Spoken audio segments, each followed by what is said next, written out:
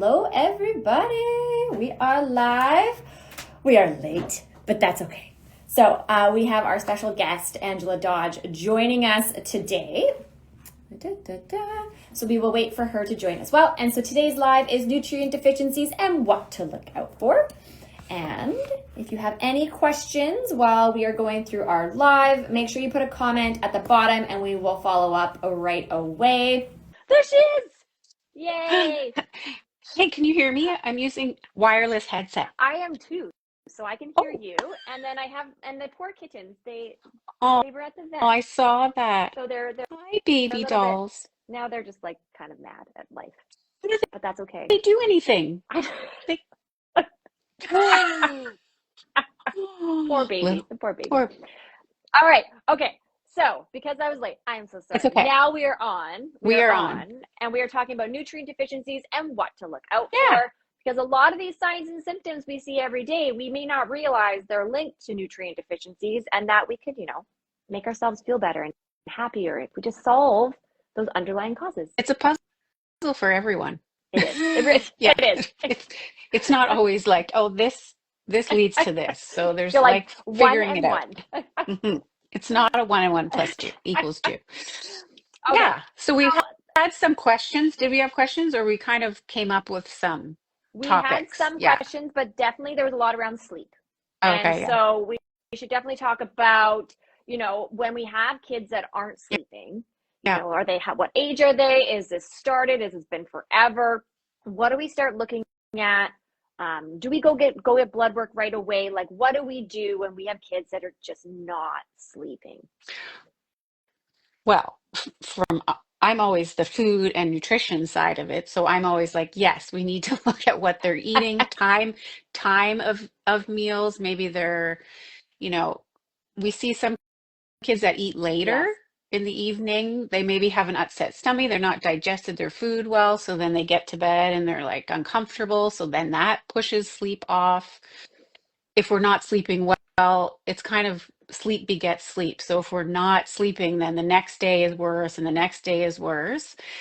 But I would definitely recommend getting some or an assessment of sort of your intake of iron is the biggest one I would see associated with sleep habits in terms of going to sleep, staying asleep, and having a good night rest. Yes. It's an easy thing to check for. You could do like a food journal and see how much they're taking, but it's, I would probably get some We blood work tried done. that food journal, and it Yeah. was although what's funny is that we did the food journal, and it was like within a day I was like, oh, we are not eating, Yeah, we are not eating what we're supposed to be eating. I yeah. don't need to keep this journal going. I know we're done. Hmm. But you're right, you could do a food journal. We sat at the pediatrician's office because my daughter never slept, Yeah. and I was pregnant with our third, and I was like, I need to sleep. I'm very tired. and Yeah. and the first thing she said was, what is she eating? I bet you it's iron deficiency, like within the first 20 minutes of the meeting. And I just sat there and I was like, if it was just like, oh, it was like, Light okay, you're right. She's bulb. not Yeah. eating anything. Hmm. She was the very long-term breastfed baby, didn't really care about eating. And yeah, she wasn't getting what she needed. Yeah. And it was night and day once we started supplementing. But And you're right. Look at the food. yeah. Let's And start it's with that. kind of it gives a little bit of fuel to the fire to bring to your physician or something to be like, look at I've taken in what your child has eaten for however many days. On Yeah. average, we're not having enough iron in their diet. So can we, because sometimes you need a little Yeah. push to be able to get those numbers You're taken right. or those blood work And, done. I have to say, an easier way of doing a food journal Hmm. is even looking at your grocery bills. Hmm. Because if Yeah. you're not purchasing it, then no one is eating No it. one's having So, any like, of it it. doesn't even matter if, you've made it or not. So I think step one, okay, what's on our grocery bill? Are we Yeah. buying iron-rich foods? Then step two, who's eating the food that we're making for dinner? Hmm. Because there's a lot of kids that, you make a great meal. They eat a part of it. Nothing. I don't, it's, No, it's in a perfect world, but not. yeah, Yeah, but yeah. you can look at that. Like some kids will get that restless legs, and even as adults, we get that kind of fidgety, Mm-hmm. you can't fall asleep. That can be a sign that maybe Yep. your iron's low. Iron is important for neurotransmitter development. So if you don't have enough iron, those really important neurotransmitters aren't being made. So it's easy just to get that checked. Yeah, That's one thing I would probably start with first. But I yeah, agree.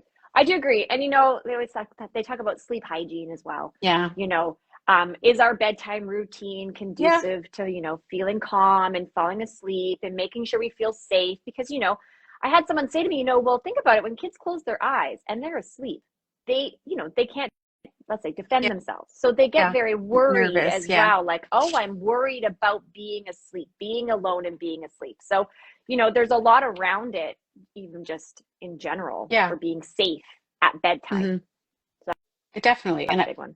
But I think it takes out that little piece. So if we find out, okay, yes, we have a number, Yes, we know they're deficient, we kind of put that to the side. We not fix that, but we start replacing that and then kind of working on those other things like the sleep hygiene, making sure it's dark, making sure yes, they feel safe. They have a shower, a nice bath before bed, using exactly. magnesium and all those things.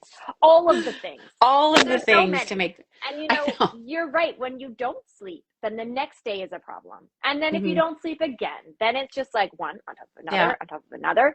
And you don't feel No, good. Like you just don't no feel one good. feels good. No And one in the house feels good. and especially with iron deficiency, there's so many things like attention and anxiety and depression are all symptoms. So if you're not sleeping because you have iron deficiency, then you wake up the next morning and you're groggy and you're under the, and then you feel a little bit anxious. And then it's just one and another and another and Over. another. And, no one wants that. Nobody wants it. Nope. We want to feel good. We don't want to have nutrient deficiencies being the issues No. for our symptoms, because those things we can't. And I know you and I have talked a number of times about, you get blood work to find your baseline, to see what we're Yeah. working with, to see if our behavioral issues or anything is because of a nutrient deficiency that can be, as you and I say, not solved, but like tick it off the box. Yeah. Like, okay, that one's done. Yeah. We've fixed that one. We're moving on. We're making sure that that's not contributing to anything. And then next step. Next step. So, a lot of people talk about sleep because it affects the whole house. Yeah. But the other thing that affects the whole house is picky eating. Oh, yes. We love that topic. Mhm. So there are nutrient deficiencies and other things that go on that actually Yeah. contribute to picky eating. So we should talk about that as well. Yeah. Well, iron is a big one. And it's like that's all we love to talk about, but Yeah. it really is. But I would get, even when you're seeing clients and we just do that one thing, starting giving a maintenance dose of iron, and it's like night and day when they'll send a message and they're like, they're more open to food. They're trying more. They're eating like Yeah. a volume is bigger, more than it used to be. So it kind of switches on this activation of, more acceptance of food. We also know that zinc is another one that can be kind of tricky. There's not a great in terms of Yeah. testing for that. That one I think is just blood work, right? Yeah. Yeah. And it doesn't really ever show proper, like the actual amount that's in someone. So it's best to just start to try to replace it. But it can, when somebody has a real zinc deficiency, it can change the actual taste buds of the child. So then Yes. things they don't taste right or they don't taste great. And so then they try a food and then they're like, "Oh, I don't want that. That doesn't taste great." So Yeah. They're then like, I'm it not kind of eating like it. is a cycle. It Yeah. was a cycle. So then they become more deficient and it's a whole process. So those two, I would say, would be something that you would trial. Yeah. That's true. And Hmm. I you never want to force anyone to eat No. anything, but at the same time, we should definitely keep offering. There Yeah. should always be the offer, because even with adults, it takes, 10, 12 times of Hmm. trying and seeing to actually want and enjoy it. Yeah. So kids are the same as adults, There's so keep many offering choices. it. Yeah, Yeah. I don't know about you, but I think of my own kids, things that they hated. Like one didn't love mashed potatoes. That was like off the table. And now it's her actual favorite food. Yes. But it's just a matter of, even as dietitians, even as mom, like putting it in front of them often. They don't have to try it. They don't have to eat it, but it's there and not, because I know we get to the point where it's like, I'm never serving I that know. again. They And you're didn't eat like, it. I'm never having it. I always like that. Just lick it. Just smell it. Touch it. Like, you're like, Touching it is a big one. you're Sometimes the like, texture come they don't on. like. Yeah. Sometimes you get desperate. But I also love the one where like I leave like the veggie trays out Yeah. after school or while I'm cooking Yeah. dinner, and then I just like I don't look. Yeah. Don't And then they all make eye no, contact. they don't make eye contact, and they all eat it. And you're just like, okay, just don't look at them. Let them just If that graze around the pressure vegetables. is off, yeah, Yes, they don't feel and the then you're pressure. good. Yeah, I know. but Or amounts of food. Like you have an idea when you're working with clients, they have an idea of how much a child should eat. And so if they don't eat that, they're like, well, they're yeah, picky. They're not eating. But their volume of food is much smaller yes, than an yes, it is. adult portion. So Yeah, you have to think of that. yeah. Like my husband, I put him under the bus. He doesn't use social media, so it's fine.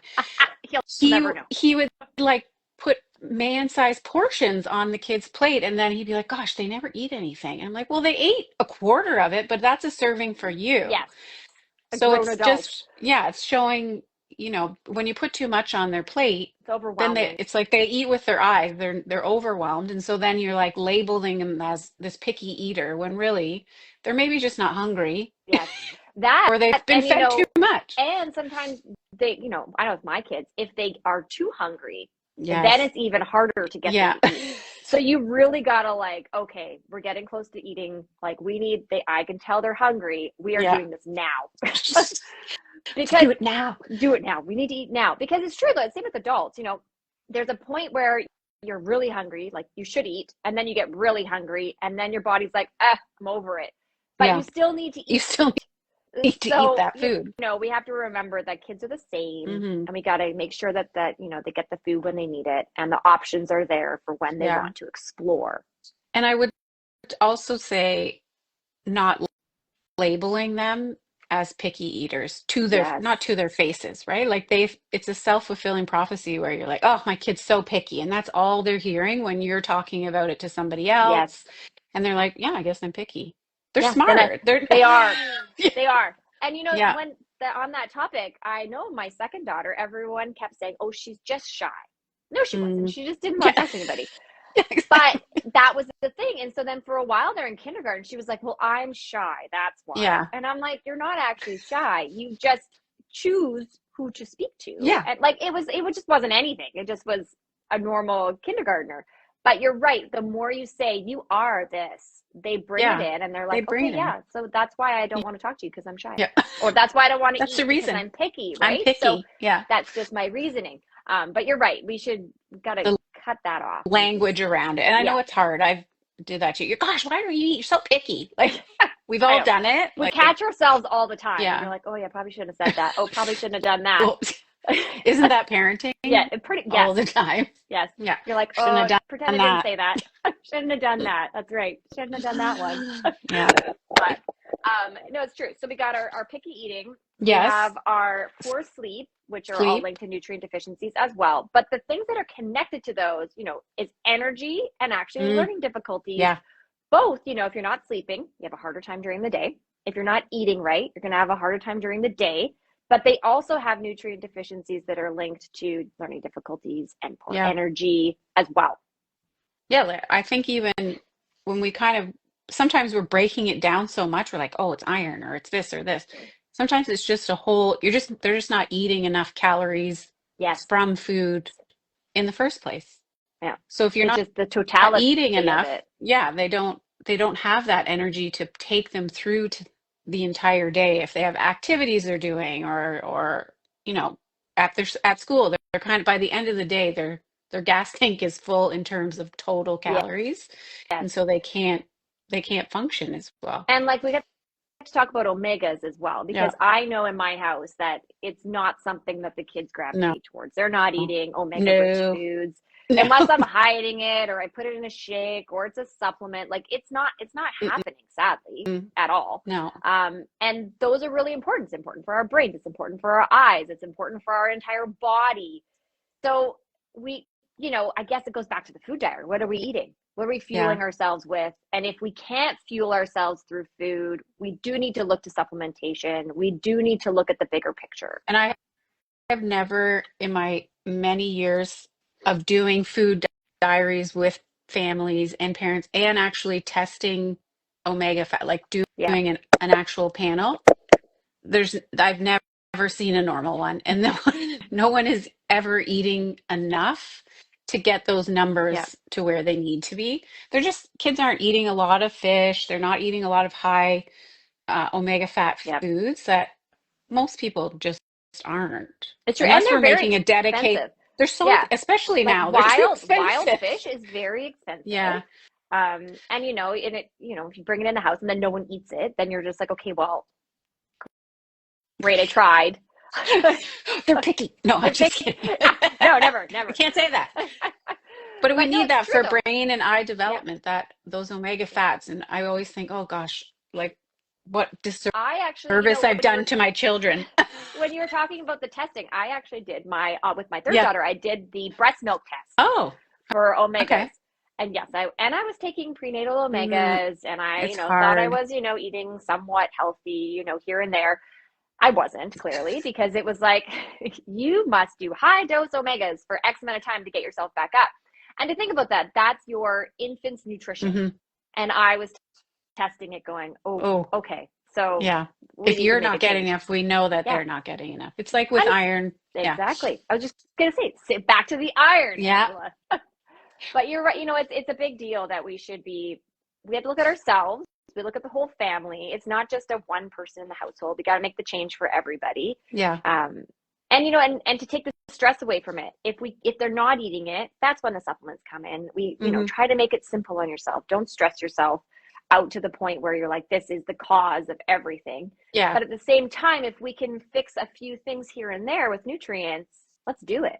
And it's relatively safe, right? Like it's not Maintenance something that doses takes are it very great. Yep. invasive by any means. It's not something that needs to Yeah. be too, there's there's a, you don't need to overdo it, but we can have a little maintenance dose and be fine. But Exactly. yeah. Yeah. And if we know we're low, then it's even Mhm. better, because you found out how much more you need to take. So your maintenance Yeah. is your daily amount, what you should be getting every day. And then if you know you're low, then you can at that point increase it to as per your recommended dose and go on from there. Yeah. And we have better numbers now in terms of We testing, do. so we know, Yeah, which and is I always say, nice. if you're worried about something and your practitioner isn't wanting to do the blood work, you can Mhm. always go ask someone else. Yeah, you can. You Yeah. can ask for a different person Yeah. to be helping you out and find a different practitioner, because if you're worried about something, you should be getting the care you need and deserve. You deserve, Yeah. yeah. And usually when you voice that, they will maybe, make a Yeah. change and allow that to happen. But yeah, there are other practitioners that I know you can reach out to a naturopath or someone else in terms of getting blood work done if you have to. But Yeah. I think it's one of the most important areas that I usually advocate for, is getting the numbers to know where you're starting at. Definitely. Oh, everyone should. Yeah. Adults too. Like, we should know where we're at, every, 1 year to 18 months. Yeah. Just to make sure we're still doing well. It's so funny too that every practitioner seems to be different. Yeah, they are. Like, Some are like, yeah, no problem. I've never felt that on my side. Like, but I guess if you're going in and you're like, this is what I'm seeing every day. Yeah. And then they're Yeah. like, yes, those are all connected. Mhm. Let's do it. So maybe we also just come in more prepared. Be like, these are my signs and symptoms. I see them every day. This is what's happening in my family, and I need a solution. Mhm. And then, you kind of come in Go more from there. empowered into the conversation. Yeah. But it's true. Nutrient deficiencies, they happen to all of us. Iron deficiency is the number one nutrient deficiency, and it happens to all ages, all socioeconomic statuses. Yep. Every country in the world has this. Doesn't So discriminate. It's very common. Nope. Yeah, it does not discriminate. It's very common, and we shouldn't feel bad about it. It happens to everybody, and now we just need to be empowered to solve it. Mm-hmm. And we have the tools. Yeah. That's right. Yeah. Yeah. I wanted to say another one because I saw this a lot in practice. I still have time to Okay, good. chat a little bit longer, Good. but is the nighttime bedwetting. Yes. Is now, I'm not saying this. There has been a study done where, they're supplementing with omega fats and vitamin D together. And those groups were sort of the same in terms of decreasing or eliminating those nighttime bedwetting. Now, there's other areas that may be concern in terms of you maybe need to see your urologist or Yeah. you talk to your doctor and maybe they're not producing the right hormones and so they have to be on a medication. But it's something really non-invasive that you can try Yes. over a certain amount of time and then see if that makes a difference or not. Because I know that can be that was one thing that was, people would come to me, they're like, I can't do it anymore. Is there something food related that Yes. maybe is, we Well, do, and you do all the things where you're not having anything to drink at yeah. night, like before, but all of those things tend to not really work as much.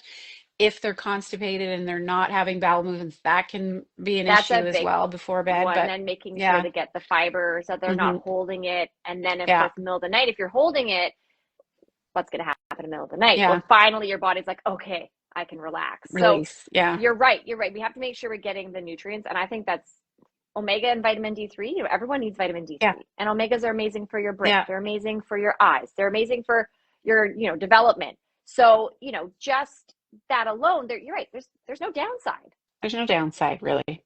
Yeah. So But it's that's actually a very something, interesting article. And I know you sent me the yeah, link to it and I was like, this is a yeah, good one. yeah. It's something just to even think about. Like maybe it helps some people, maybe it doesn't. In the older children, like the 7 to 15-year-olds, that's what the study was based on. But it's something to try. But it even moves into that, the constipation and fiber. We see that sometimes with kids who are having accidents during the day, or they're at Yes. school and they're having accidents. And it's so funny how you talk to parents and you're like, I don't even know who this child is until they have a bowel movement. Like Yeah. they can't control themselves. They're all over the place. And it's like their body's fighting Yes. it or something. And then they do have a bowel movement and they're like, They're calm. they're kid Yes, again. they're back to being themselves. Yeah. They're more regulated. Yeah. And that's, the big thing with like Be Regular when we launched Yeah. it is that it's safe for the whole hmm family. And you don't want kids having to hold it in. There's so many more problems that can occur when Yeah. you're holding it and you're worried and you're stressed. Like there are some kids that just don't want to go to the bathroom at school. No. And they Yeah. don't want to stay in there too long and they don't want to No. do this. And like they're holding it and they finally get home and then they're just like, okay, now it's like safe for me to go to the bathroom. So, Yeah. there's like a whole bathroom mentality as well with kids. And we definitely need to make that a much calmer Yeah. experience. Yeah.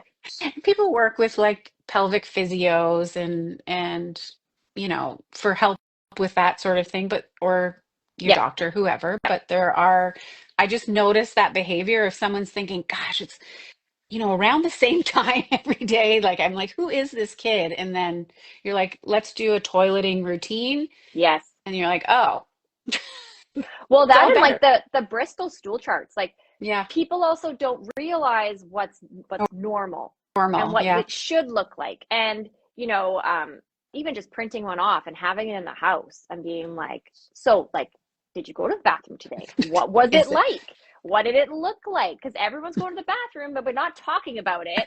Yeah. And No so one's we may talking have, about it. no one's talking about it. But if we don't know if the kids are having good bowel movements, and you're right, our gut health is important and it's connected Yeah. to our, our emotional status and Emotions in like our all brain. Yeah. connected.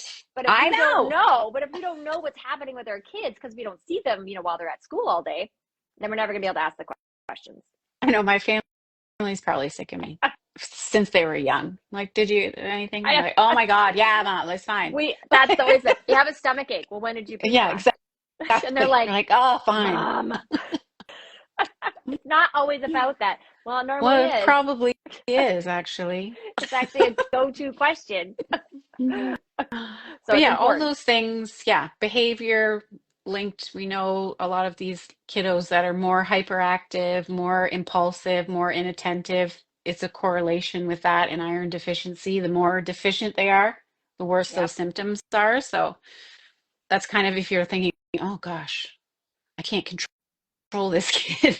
They just can't, or they feel like they can't control themselves. Mm-hmm. That's something to be checked as well. Yeah, no, it's true.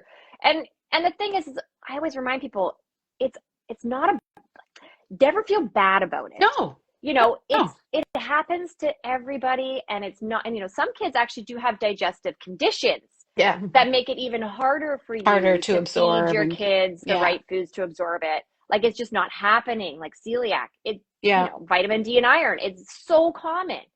So we do need to make sure that, we're not feeling bad about these things. We're noticing our kids' behavior. We're trying to solve a problem, and that's all that matters. Right. No. Yeah. Good pep talk. Right. That's right there. But no, Yeah. I think we're going to put some links up later and some clips Yeah. with some of the like nutrient deficiencies and what to look out for. So everyone should make sure you're following along and that you're following both pages, Kids Iron Dietitian and KidStar Nutrients. On my This Healthy Mom page, it's more family and fun. It's fun. Than the Cat business videos. side, KidStar Nutrients. Yeah. More some lots of cat pictures on that one. Although they're migrating into everything. The cats are everywhere. They're part of the business. Yeah, they are. I know, the poor boys. They're so sad today. But yeah, so we should always be making sure we're looking at food. And if they're not getting that, we move to the nutrients. If we need to, we go to the pediatricians or practitioners, make sure we're looking at the whole picture and that we're just moving in the right direction for the whole family. For the whole family. It's never a bad idea. Yeah. And then I believe you have an upcoming webinar for practitioners. I do. For practitioners on Thursday at 7 p.m. Eastern Standard Time. We're going to talk about iron in pregnancy, which sort of leads into like all of it. Babies and it can lead into all iron deficiency into toddlerhood and on. So that's right. Because if we're born iron deficient and we don't solve that problem, then you're right. It just keeps going. And, the problems keep happening. It's hard to catch up. Yeah. And so the Zoom link is in the stories, and we'll make sure the team puts another one up for a reminder. So if you don't have to be a practitioner to watch it. Yeah. So if you would like to watch that one as well, make sure you join the Zoom link in the stories later on today when we post it. And I'm very excited to have been able to do this Instagram Live today with Me you, too. Angela Dodge. Thank you. Thank you, Caitlyn. You're very welcome.